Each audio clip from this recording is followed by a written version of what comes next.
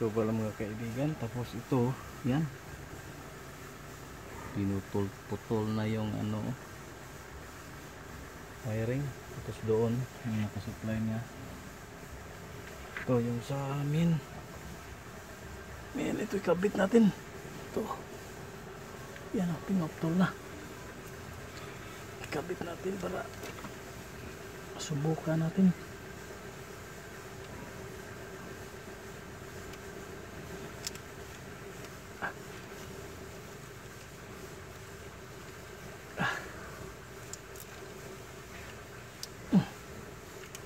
Yun.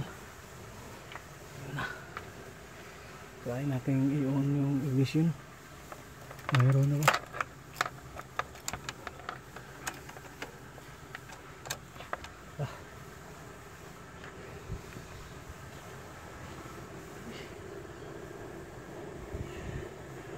Ang dami palang ano nito.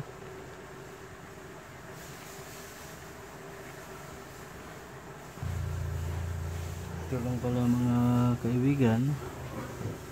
Yung nakita ko na ring trouble. Kasi yung history nito, ano, nag-welding daw. Pag welding niya, yan.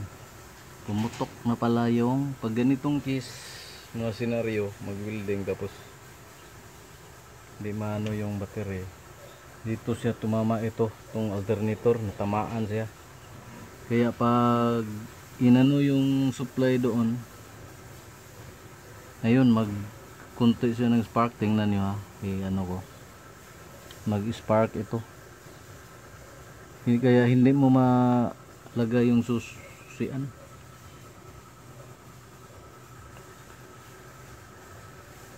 Dito lang pala ito katapat. Pag inano yung sa ignition tapos mag-spark, hindi ko na makita kasi ito, buka nyo.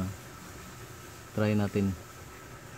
Pinutol ko na kasi ito. Ito yung supply sa galing alternator.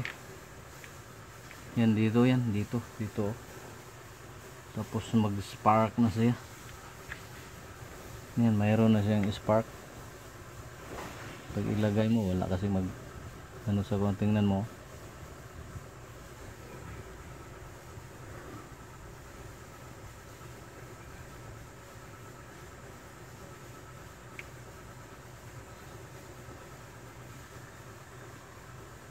Nag-spark na siya pala. Dito lang.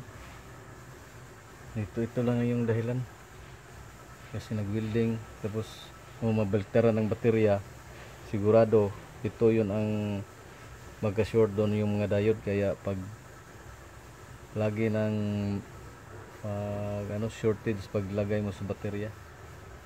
Kaya dito lang yun. Okay, thanks for watching.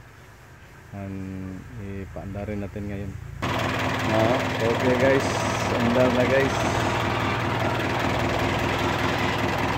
Okay na yan makina guys. Sambahan. Sambahan na po guys. Tangon. Umok ruday no? Di lagi yung paong. Ang patay niya dire dihara. Yang para patay. Yang patay ba? Bira-bira na.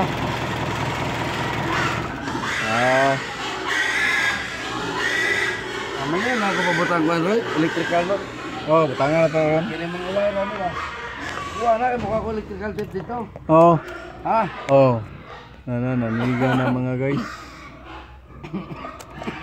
Paong na. Pag motor bis.